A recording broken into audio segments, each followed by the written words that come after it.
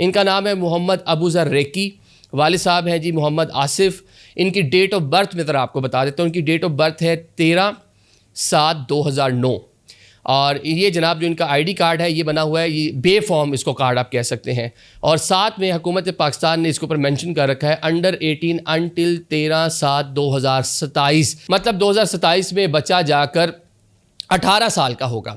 अब कल जब ये वाक़या होता है वहाँ पर पुलिस पहुँचती है तो मालूम पड़ता है कि एक इस नौजवान ने अपना मोबाइल फेंक दिया। आज जो प्रोसीडिंग हुई अदालत में वहाँ पर भी पूरा मामला ज़ेरे बहस आया कि इस नौजवान को जब पकड़ा गया वहाँ जाकर इसने पुलिस के अहलकारों को गालियाँ दी और जो एक ताकत, जो नशा इसके माइंड में था कि वालिद साहब मेरे जज हैं तो मुझे कोई कुछ नहीं कह सकता, वो इसका उसने सड़क के ऊपर शारे दस्तूर के ऊपर, मतलब पाकिस्तान की शारा दस्तूर कितना है वो आपको पता है, वहाँ पे खड़े होकर जनाब इसने धमकियाँ भी दी, गालियाँ भी दी।